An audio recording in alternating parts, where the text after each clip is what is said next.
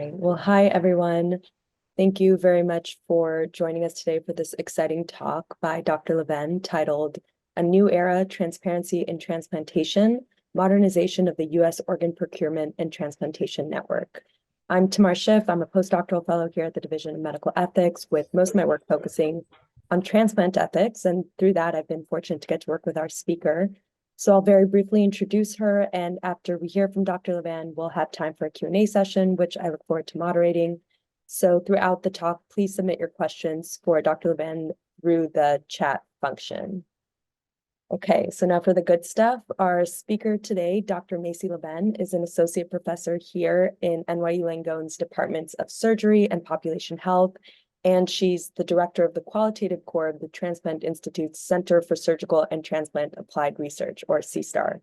She earned a JD and a PhD in health policy and management from Indiana University. And we're incredibly lucky to have Dr. Levan speak to us on today's topic, given her expertise and experience, which includes serving a previous term as the elected director of the Organ Procurement and Transplantation Network, or OPTN, which oversees transplantation in this country under the U.S. Department of Health and Human Services. And she's also served on multiple OPTN committees. In addition, Dr. Levan runs a robust and impactful research program, which includes funding from the NIH, HRSA, and the DoD, and she's authored over 100 publications in top medical and scientific journals. So those are only some of her accolades and accomplishments, but with that, I'll turn it over to you, Dr. Levan. Thank you so much for speaking to us. Well, thank you so very much for having me today. I appreciate your attendance, and thanks for joining me as we talk about what's going on in the national transplant system and all about modernization. So I'll just dive right in because there's a lot of material to cover today.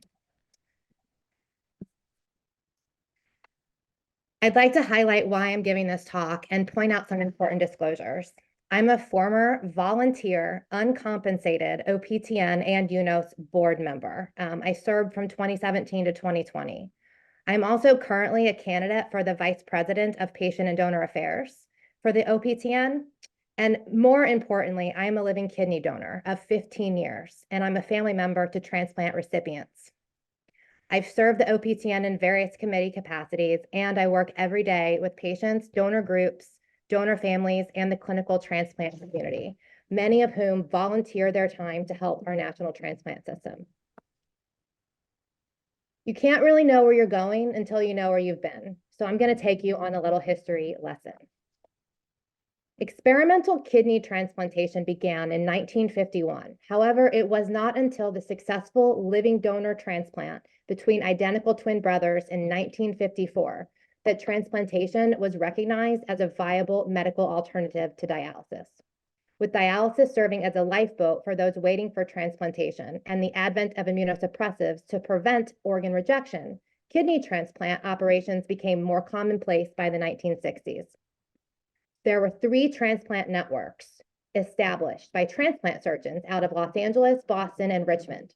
During this time, transplant centers operated informal networks to facilitate organ sharing, as organ characteristics were not always able to be matched with patients at a particular transplant center. Federal government strengthened the informal networks as part of a general strategy to promote transplantation.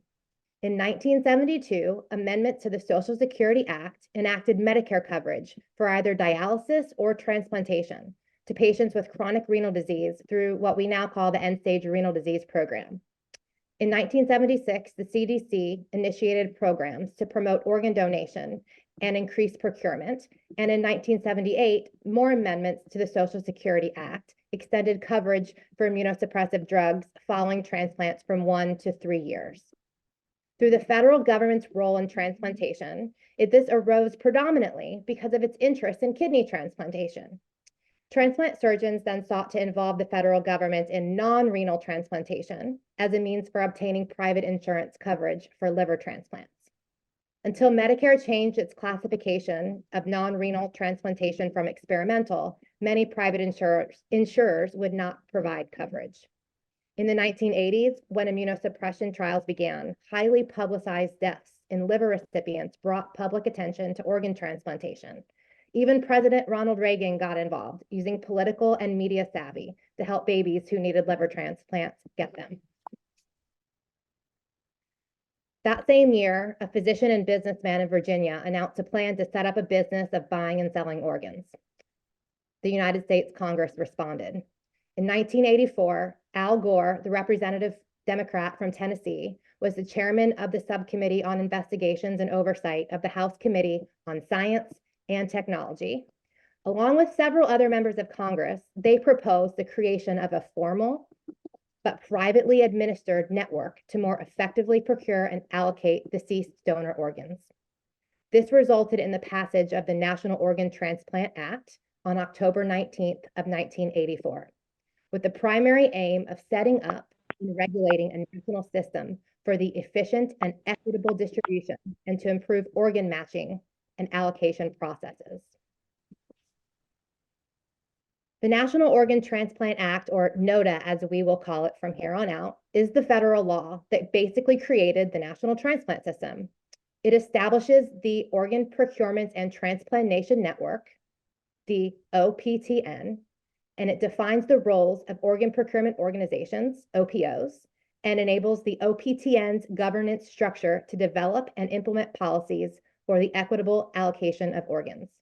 Importantly, the law ensures that patients and members of the public are included in the OPTN governance structure. The purpose of the OPTN is to carry out statutory functions that are listed in NOTA. It has many functions and responsibilities, as you can see here, but please always remember that the purpose is to carry out the statutory functions as listed in NOTA. This includes allocation of organs, policy development, oversight of membership, quality assurance. The OPTN is also responsible for addressing ethical issues, working to make sure a diverse group of stakeholders are represented, to ensure data transparency, and to make sure that this critical healthcare system can function even in natural disasters. So that's a lot of work to do. Yeah, it's a lot of work. So 2 years after the passage of NOTA, the law still wasn't implemented. Al Gore said, "We deserve to know why lives continue to be lost and scarce health resources continue to be squandered 2 years after we passed legislation that was specifically designed to address this problem." Al Gore went to Congress to advance the agenda of establishing a robust system for the fair and equitable allocation of organs. So, what action did they take after this greater public awareness and political involvement? In 1986, HRSA created a contract for the operation of the OPTN. Per the federal contract, the OPTN was to be a public-private partnership. The United Network for Organ Sharing, or UNOS, was incorporated for the purpose of the contract. UNOS has held the OPTN contract for the past 38 years. HHS implemented a final rule in March of 2000, which established the framework for both the structure and operations of the OPTN. The final rule provides details on exactly how the board of directors should be comprised, which is at least 50% transplant surgeons and physicians, 25% patient and donor affairs members, and representatives from OPOs, transplant hospitals, other voluntary health organizations, non-physician transplant professionals, and the general public. In addition, the OPTN charter notes that a third category of board members should include at least one member representing pediatric specific interests. The important thing to remember is that the final rule gives the power and discretion to implement policies. Rightfully so, as these individuals are subject matter experts. The final rule also requires that the board of directors has the power to appoint an executive director of the OPTN. Under federal contract, UNOS has been performing many functions to keep transplants happening. This includes supporting the operational and governance activities of the OPTN board of directors, maintaining a waiting list, and the 24/7 operations of the system that is responsible for matching organs, oversight of members. This includes OPOs and transplant hospitals and others, as well as collecting and publishing data about the transplant system. Most importantly, they have been actively working to improve organ supply and utilization. This figure explains how the federal government is involved in organ donation and transplantation. You'll note that HHS is at the very top, with HRSA and CMS in supporting roles. HHS is advised by an advisory committee on transplantation that has up to 11 members.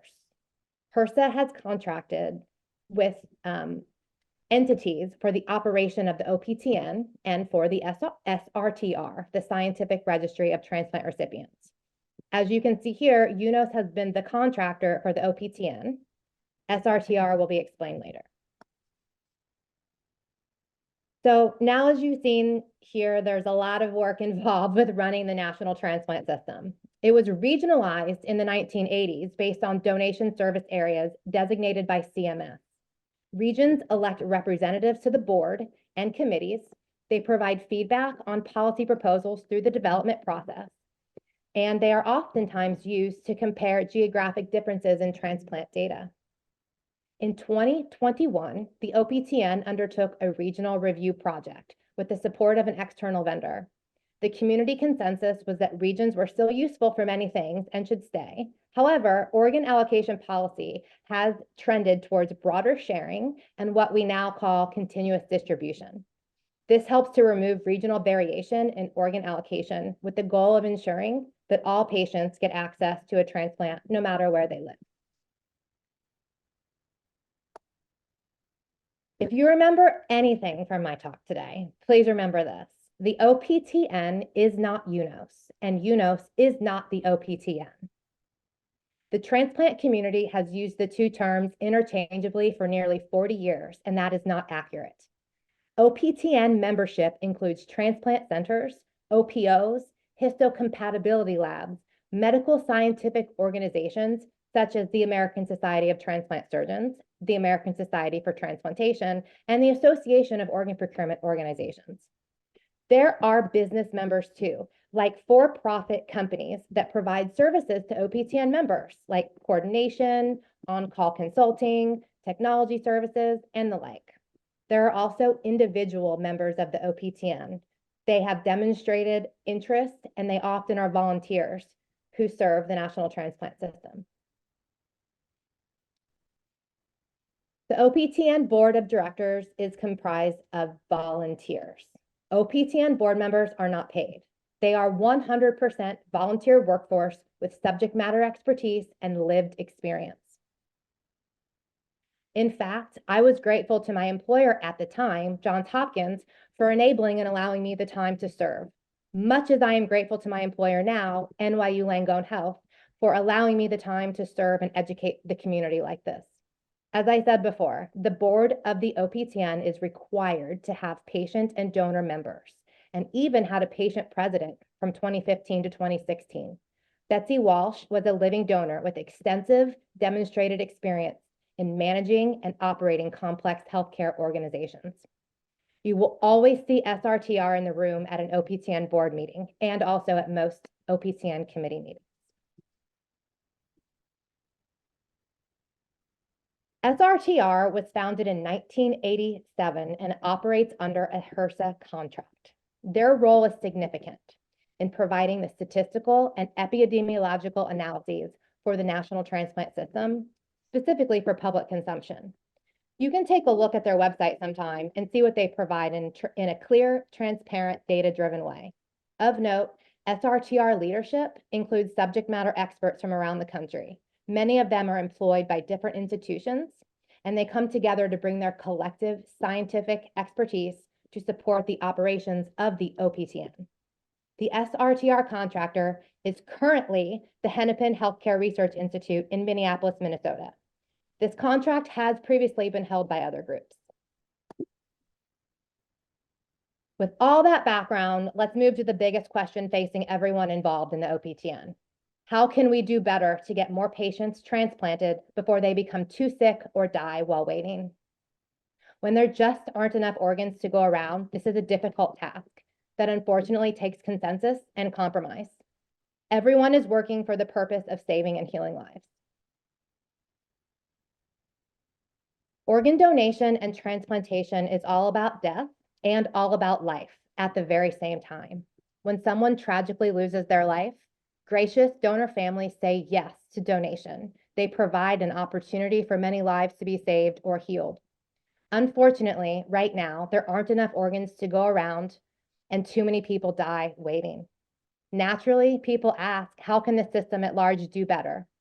As one of the most complexly regulated areas of healthcare, the national transplant system is always under scrutiny. In 2018 and 2019, my colleagues studied the OPTN contract process and determined it was really complicated and impossible for anyone other than the original contractor, UNOS, to even bid on the government contract. The performance of work statement required organizational experience, including having the IT matching software to operate the OPTN. This means that the OPTN contract was written as a single source government contract, hence effectively creating a monopoly.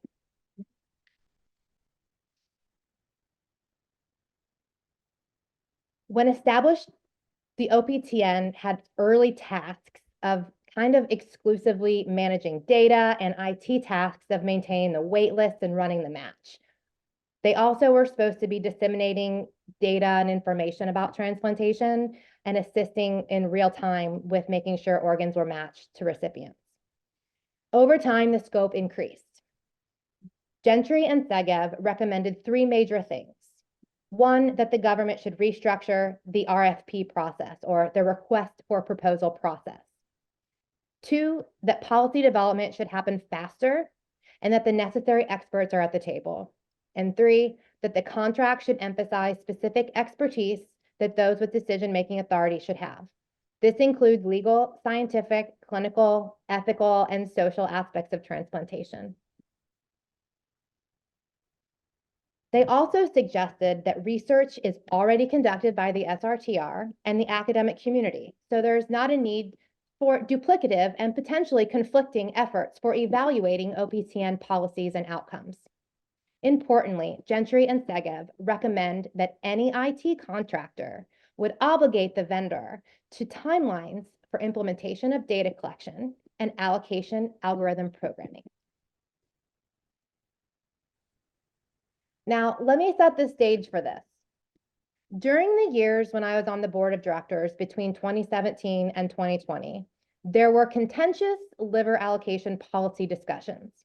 In fact, there were many volunteer OPTN board members who in their professional roles worked for institutions that were parties to lawsuits against the OPTN and UNOS for how liver allocation policy decisions were being made. I won't be talking about that time in our history today, but it is important to understand that the decades-long liver wars really did provide a ripe environment for people to ask, is the transplant system really working in an evidence-based way to improve the lives of all patients, no matter where they live? When the board of directors can't agree, it's only natural that more questions will come. Okay, so now with all that history, let's dive into the most recent past.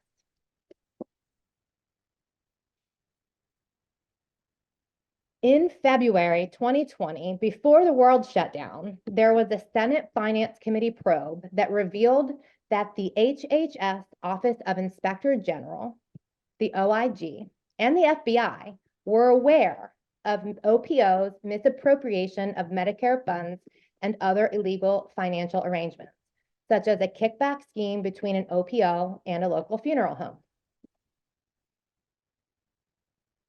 Later in 2020, while we were all staying home, the Consolidation Appropriations Act authorized $1.5 million to fund a National Academies study to examine and recommend improvements to research, policies, and activities related to organ donation and transplantation.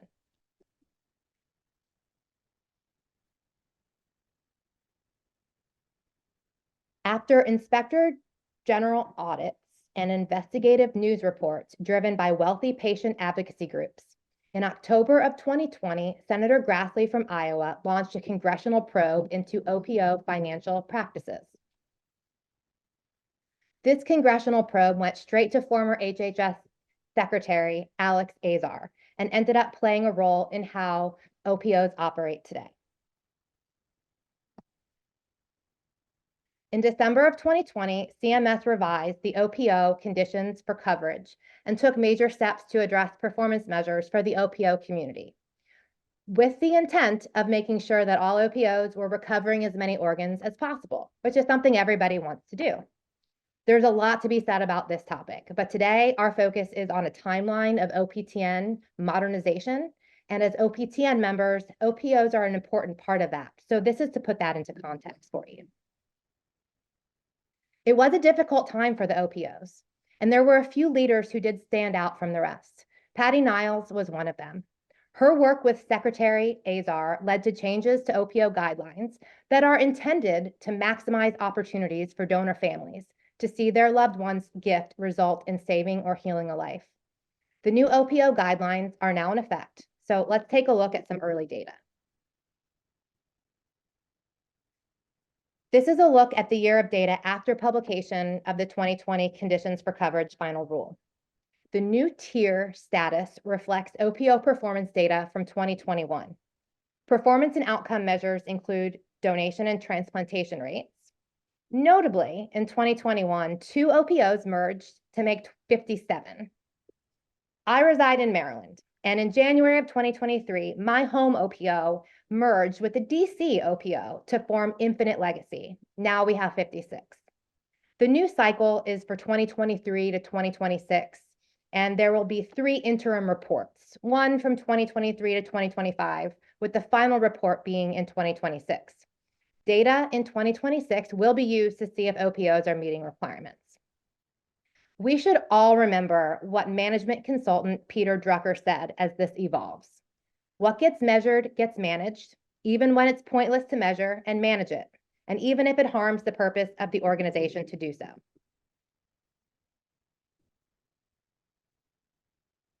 Okay, let's go back to the Senate Finance Committee. In 2021, this committee issued a subpoena to UNOS, the OPTN contractor, for documents related to its OPO investigation. In May, the House Economic and Consumer Policy Subcommittee had a hearing, bringing more public awareness and political attention to the national transplant system. Certainly, lobbying efforts of wealthy patient advocacy groups contributed to this. All right, now let's talk about OTAG, the Organ Transplantation Affinity Group, which was established in 2021. In 2021, in the Biden-Harris administration, HHS Secretary Becerra established a coordinated effort to improve organ donation, procurement, and transplantation. This group, OTAG, is led by CMS and HRSA in a collaborative fashion. What their idea here is to drive improvements in donation, clinical outcomes, system improvement, quality measurement, transparency, and regulatory oversight, which has been fragmented over time.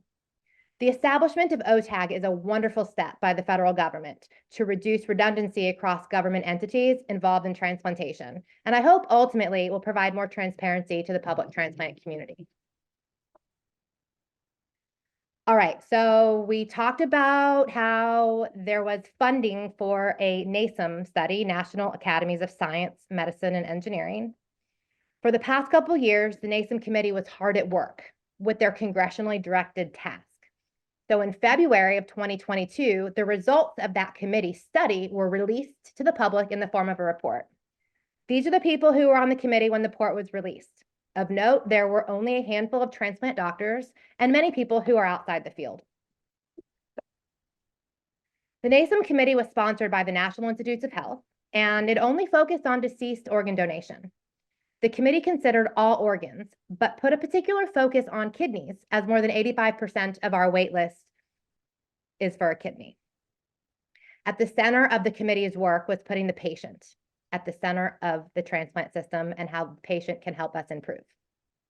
There were 3 main categories of recommendations. The first, achieving equity. The second, increasing organ utilization. And third, system level improvements. The NASEM committee provided both areas for immediate action as well as research opportunities to achieve equity. One important area is to expand oversight of equity and data collection.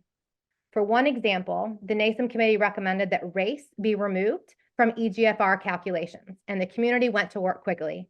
Transplant hospitals are now required to use only race-neutral EGFR formulas for data entered into the matching system.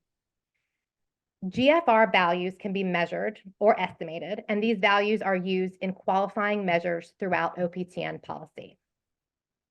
Specifically, the committee recommended including current and new performance measures of equity in the OPTN contract, and to study and to improve organ allocation algorithms as needed to address any disparities.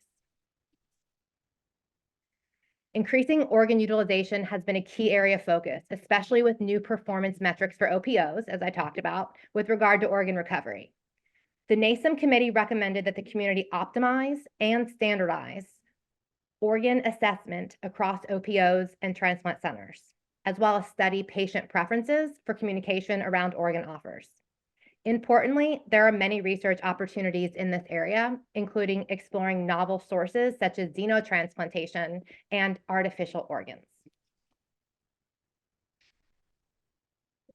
To improve system performance, the NASM committee recommended diversification of the OPTN board and committees. Importantly, the committee recommended studying new metrics and also the unintended consequences of their implementation. So what now? When our research team joined NYU in 2022, we teamed up with some of the top bioethicists in the world. And there was a lot of talk going on, some action, but there was more needed for the community to understand what was going on. So we asked the government to promptly provide transparency into the investigations over the past several years. What happened next was a Senate Finance Committee hearing led by Senators Grassley and Wyden. A few key points from this hearing. Brian Shepard, the then CEO of UNOS, defended UNOS's mission of operating the OPTN contract after committee investigations uncovered many errors, including issues with transporting and tracking organs, as well as IT system failures. The hearing highlighted the demand for transplants and the 6,000 Americans that die every year waiting for transplants, while thousands of organs are recovered but not used. Data was cited showing that nearly 23% of organs from deceased donors went unused, and as many as 22 of the then 57 OPOs were not meeting performance metrics. Congress claimed that UNOS does not have the technological ability to modernize the system. Esteemed colleagues testified to the disparities in access to transplantation for people of color and rural Americans. And the hearing also highlighted that airline personnel are responsible for transfers, and organ tracking is possible, but it still isn't implemented in a consistent and dependable way.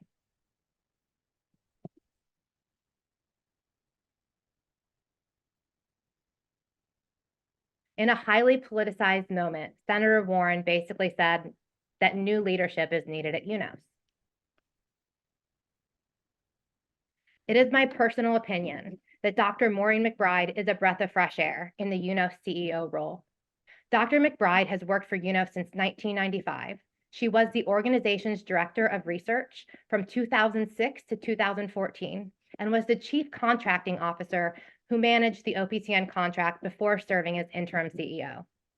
Few have as much time in the industry with the historical knowledge. Remember, UNOS is not the OPTN. UNOS is UNOS. UNOS is a private, nonprofit organization comprised of approximately 350 good people that have long deserved the leadership that Maureen provides. Of note, with Brian Shepard's departure, the national transplant system had a record-setting year of transplants. But during the July 20 hearing, the Senate Finance Committee said this was only because of the opioid epidemic.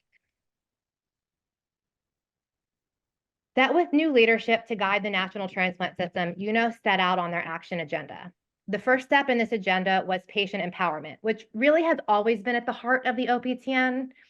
Equity, data collection, transparency, transportation, improvements to IT, oversight, and governance are all part of the plan.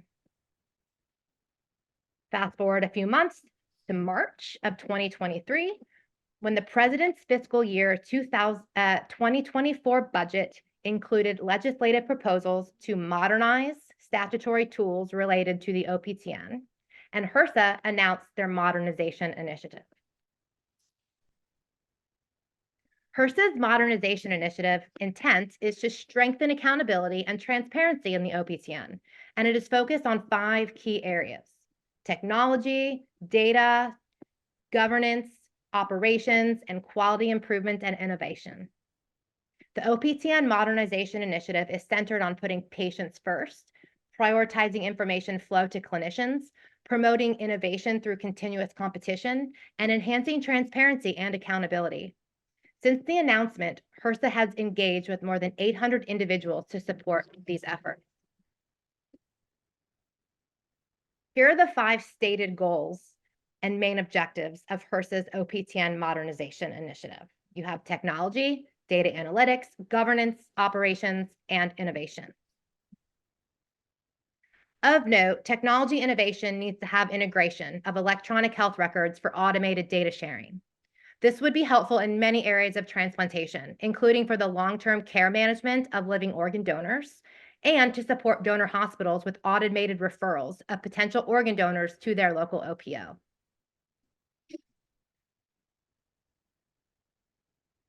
While there are already publicly available reports about every aspect of transplantation housed on the OPTN website and the SRTR, HRSA is providing a dashboard of information on their website. It is unclear if this data is pulled directly from the SRTR and how this differs from what is already in the public sphere, but certainly much of the content overlaps with system-level metrics already available on the OPTN and SRTR websites. I believe the motivation was to further increase transparency for patients and the public on the state of the U.S. transplant system by providing another source of system-level metrics. It remains to be seen whether consumers of this information, patients, the general public, and transplant professionals, will find the data on the new site helpful or if it will cause confusion due to content about the transplant system not being readily available in one place, but more so spread across even more different sites.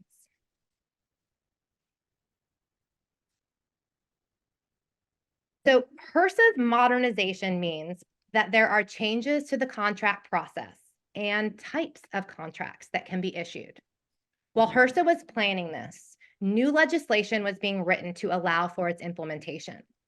The vision here is that multiple contractors function together to operate the OPTN, rather than a single source government contract. The multiple vendor model is not new. It has been used in many other areas of healthcare. And in this case, there will be a single contractor to support and manage the OPTN board functions. There are supposed to be transition contracts, which will iterate and improve on what exists, while next-gen contracts will seek to test and scale up new technology, processes, and innovation. So the main thing to remember here is that modernization will mean multiple contractors, not a single source contract as it has always been in the past. The government is running behind, and what you see here is the planned timeline for OPTN modernization. You'll see that solicitations for contracts were supposed to be published in the fall of 2023, but still haven't been released. Something may have to do with the congressional budget. The structure of the OPTN contract had to be revisited to allow for multiple vendors to operate. This required a change in law, where previously NOTA had been interpreted as requiring a single source contract, not allowing for multiple entities to bid on the work.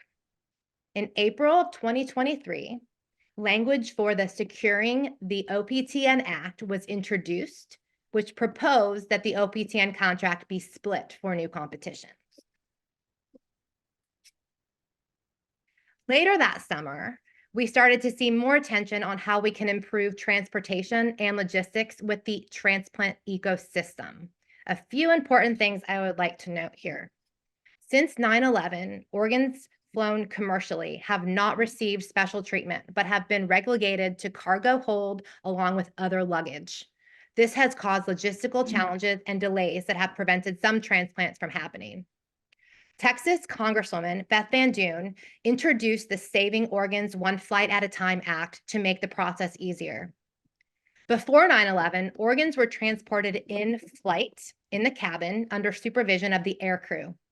Packaged organs were placed in or near the cockpit just before departure and quickly retrieved after landing. Since taking the helm of UNOS, Dr. McBride started working with Congress and the FAA to make sure an organ transplantation provision is enacted into law and implemented. In November, we saw the first kidney fly on a UPS plane on a machine perfusion pump without medical personnel for the first time. Okay, let's go back to Congress. In July of 2023, there was a Senate Finance Committee hearing. This was after the Securing the OPTN Act was introduced. This hearing was filled with testimony from a select group of individuals who represent their own opinions and other private interests that back them. As they say in the news business, if it bleeds, it leads. That saying rang true here. The hearing was led by Ron Wyden, Chuck Grassley, and Ben Cardin, who is one of my senators from Maryland. September was an exciting time for the transplant community as the new OPTN Act was signed into law by President Biden, which makes a difference because it more than doubles HRSA's budget for organ-related work. This includes the OPTN contracting and the implementation of the modernization initiative. We're looking at a total of $67 million now. The intent of the law was to increase capacity and to achieve the aims of modernization to improve the system. You cannot have modernization without money, and when that is limited, so are the things you can do. We all know that. So thankfully, the Securing the OPTN Act modified how HRSA both funds and manages the OPTN. It allows for competitive bidding over multiple vendor contracts. Importantly, any contractor that operates the OPTN Board of Directors may not hold any other vendor contract. I understand the board support contract will be substantial. And in my opinion, both historical knowledge and expertise and experience here matters. Building and maintaining relationships in the community is the only way we can achieve our collective bold aims. To that effect, under OPTN President Diane LaPointe-Rudall, the Expeditious Task Force was authorized in September of 2023 to support modernization. The membership of the task force is diverse, and it represents voices from across the spectrum, including those who have been publicly very critical about how the OPTN functions. This is the perfect opportunity for everyone to come together to use their collective skills, expertise, and experiences to grow the amount of transplants that happen every year. For us to improve the ability for transplant community effectively allocate those organs and to improve the utilization of the precious life sources, as I've heard donor families call them before. Here are the bold aims of the OPTN Expeditious Task Force. Growth to save more patient lives through increased growth of successful deceased donor organ transplants. Efficiency, removing friction by increasing transplant professionals' ability to efficiently allocate those organs. And utilization, to honor the precious gift from donors and their families by increasing utilization of deceased donor organs. Of note, the Expeditious Task Force is focused on deceased organ donation.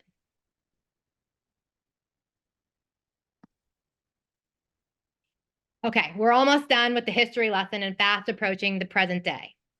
Once again, like Al Gore got involved in 1986 to motivate HRSA, Grassley suggested more could be done to implement the law now. So on December 13th, 3 months after passing the new law to secure the OPTN, Senator Grassley expressed concerns about HRSA's implementation of the bill. He said they included things like poison pills that went against the congressional intent for the bill. Personally, I haven't yet met any bad actors who have served on the OPTN Board of Directors. There are varying voices Sometimes they disagree. But the OPTN board is made up of uncompensated volunteers. Also, I think that HRSA should be very careful of unintended consequences of rushing this transition, especially with IT. The fight to implement should include a diligent process that takes a comprehensive look at its unintended consequences. I'd like to make it very clear that the few people who have gained access to a political microphone are not the only patients that should be heard. Many patients feel like a small minority are speaking on their behalf, and they are not being well represented. I strongly believe that everyone should be heard and that the government should take many voices as seriously as the few. For example, there's a petition signed by almost 40,000 people asking Congress to stop any potential for-profit takeover of the OPTN. So what should you leave today understanding about OPTN modernization? Well, basically, the biggest change is a move away from a sole source government contract, which was previously awarded only to one single contractor. And instead, there will be multiple contractors that will operate different tasks for the OPTN. We are waiting on these RFPs to be released, and they should happen any day. So let's talk about what an independent OPTN board really means. It means that it's not tied to any contractor or vendor of the OPTN. There are reasons why things were the way they were, and there are very good reasons for making this change, as I told you earlier. The OPTN is not a corporation. It cannot provide liability insurance to its directors. So having two boards historically allowed the contractor to provide liability insurance to its volunteer directors who probably wouldn't agree to serve if they weren't covered from liability. I would be one of those people.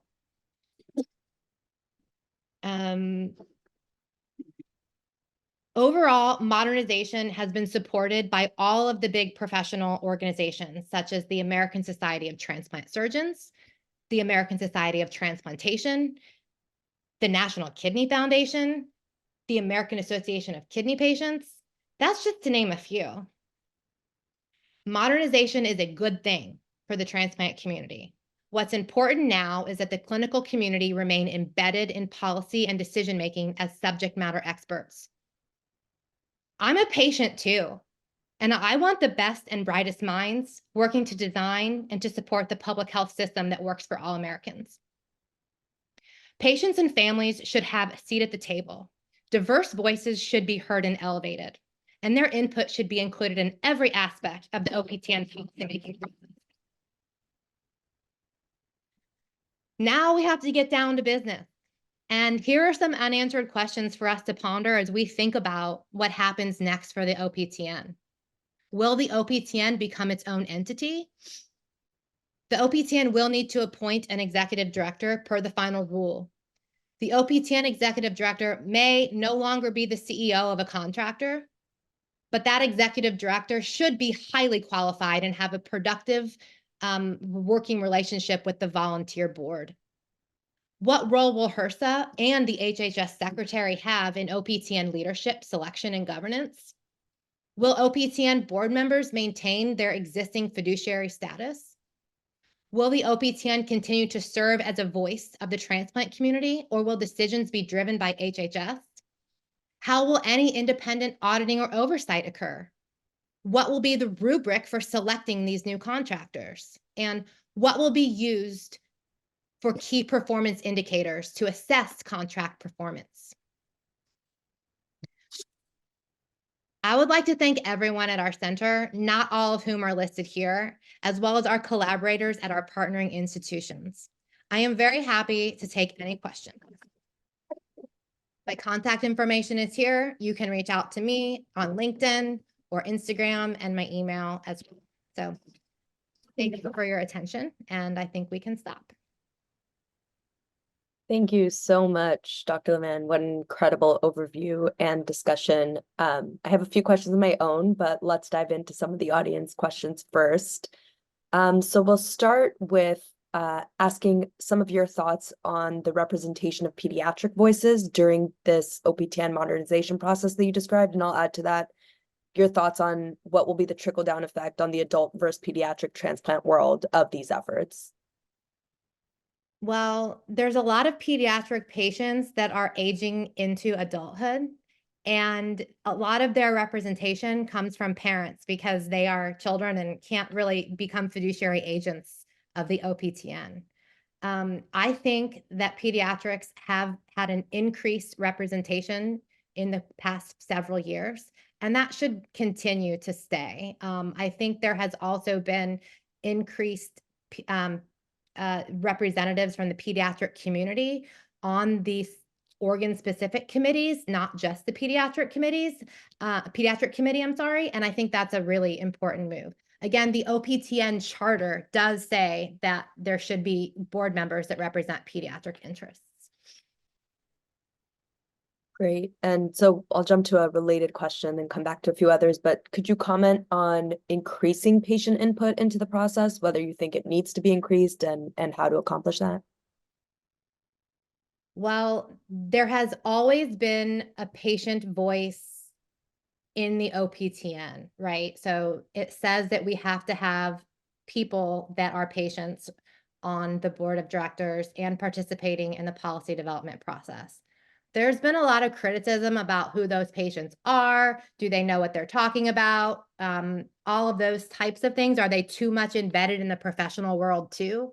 It is my opinion that we need to maintain a strong patient presence at the center of everything we do in the national transplant system. Like I said, I'm a patient. I'm a family member of patients. I work with patients. I work for patients, and they should be at the center. And I think they are. We just need to make sure that all patients, not just a select few, have their voices elevated. Do you have thoughts on how to accomplish that, the kind of the broader access to having your voice heard? Well, there are lots of mechanisms that patients can be heard. There are many advocacy groups. For example, there's a huge living donor organization, the National Kidney Donation Organization, right? They have peer-to-peer mentors for living donors, which is the world I live in a lot. Patients can join large organizations that make themselves present at these meetings and have the opportunity to participate. There's always public comment for every OPTN policy that ever comes out. Anybody, no matter who you are, can write a public comment that will be posted and published online. And it's my responsibility and others' responsibility who do these types of qualitative research to see the sentiment here and to learn from what people are saying, good and bad. We want to hear it all. And I think it is difficult sometimes to get people to really participate because a lot of patients are really sick and a lot of people are waiting. And oftentimes, a lot of voices that we hear are frustrated because they're not getting what they need. And that's really understandable.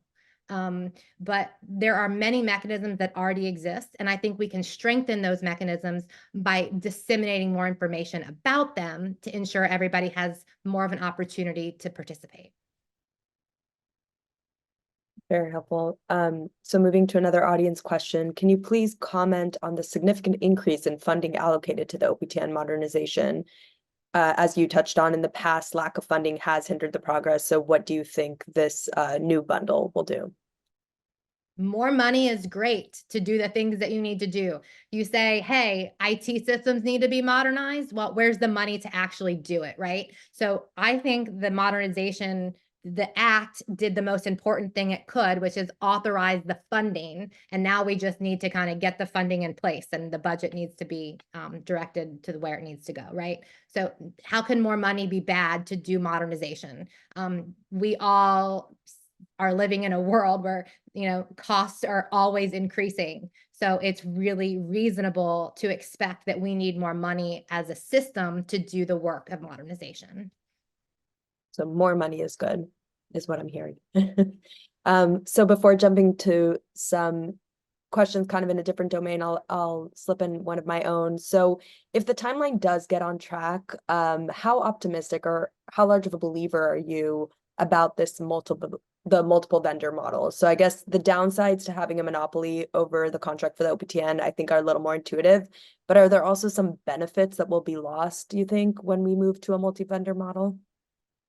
I think that the multi-vendor model is something that has been used before in many areas of government. So it's not new. It's new for transplant, right? And so it's going to take some working out and understanding what that means. I think the most important part is going to be the coordination of the vendors. And that's going to be the complicated task and why there have historically been a single vendor, because all of the services kind of were wrapped into one, right? When you take that away, you also take the opportunity for new things to happen, innovation and competition, but you can sometimes lose that connection to the full community, which is really what a single vendor system did. So I think as long as we maintain that community kind of input into all of this, and that the transplant community and the patients still remain at the center, working with the government and working with the OPTN to make sure whoever gets the contracts, whoever that may be, whoever wants them, right, that they can sufficiently communicate to leadership, to the board of directors, and to the government. The management's going to be key. Right. It seems that it adds this whole new layer of organizational hurdles, but it sounds like what you're saying is that the trade-offs are promising enough.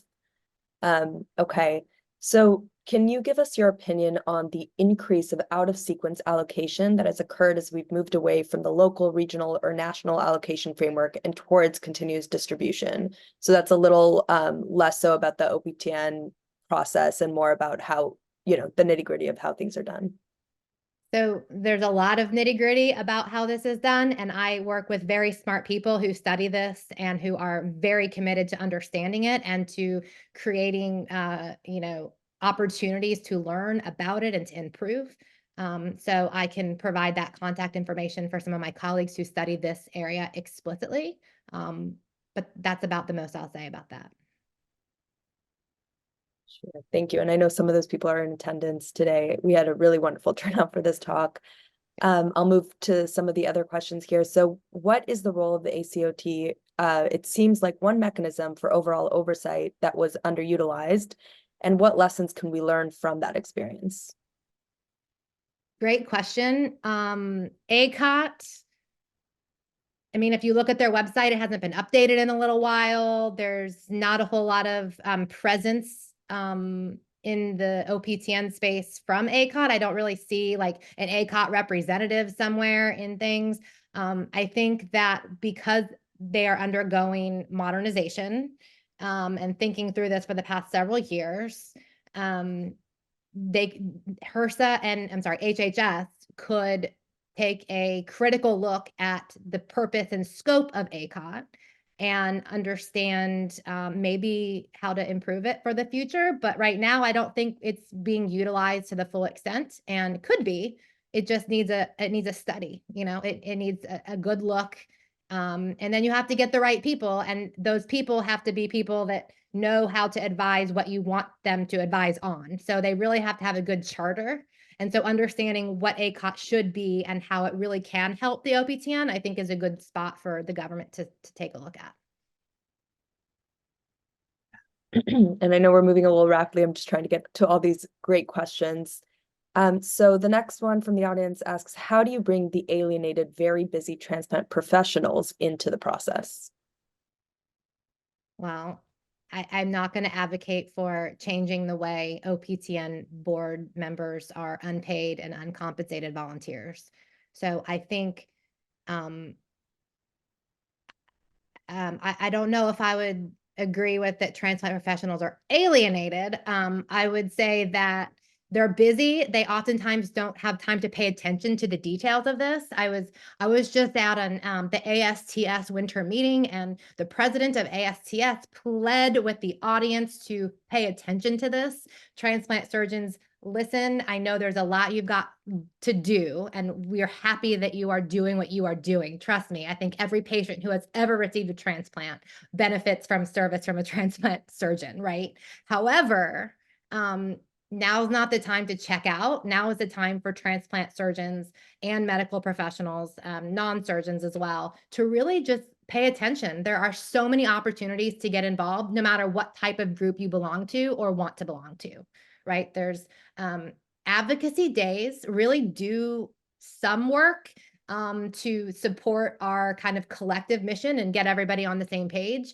But really, the reason modernization happened was because of a lot of different groups who stood up and said, we think that we can change and do better. And so I think I would encourage all clinicians who maybe feel like their voices aren't heard to talk to people who are in leadership roles and find out how you can get involved. You really have to make the effort. And I know there's not a lot of time always to do that, but it's really important more than ever that the clinical community remain at the forefront of policymaking for donation and transplantation. Yeah. So we probably only have time for one more question, just so that we can end right on the hour. But this last audience question, first of all, I think says something that a lot of people here are thinking, which is thank you for such a clear and thoughtful background on the complicated topic. And the question is that you mentioned the importance of IT integration for all of this. Do you see a path where big EHR vendors like Epic and Cerner can be brought into this new structure in transplantation? Certainly, we want everybody that has technological capacity to work on this stuff. It has historically been difficult, I think, to get the big EHR companies to buy in because this is really important to all of us in transplant. But when you think about like the breadth of healthcare, we're like very small, right? And so if there's a financial case to be made to them, which I think there is, we should be working with every opportunity to do integration. Right. I think that speaks to the fact that the very like market-driven privatized version of all parts of our healthcare are usually hindrances to a lot of this. So it's really a question. You mentioned maybe you can give a few more thoughts on how not having kind of generalized EMR systems are a hurdle and what could be done to improve that, just as a quick tack on. Well, just for one example, right? Like our hospital uses Epic. I can get on my chart and I can talk to any of my doctors and I can see all of my health data. But wouldn't it be great if NYU or any other hospital could link directly to the scientific registry of transplant recipient data so that we could do donor follow-up better? I mean, yes, that's certainly something I personally and professionally care very much about, but I think I want to snap my fingers and say it could be done like that, but I'm not a technologist. And so I know there's a lot more hurdles to have for that, but we could certainly improve long-term data collection, care practices if we were able to integrate better in that way. Right. Not easy, but very important goals to work towards. Right.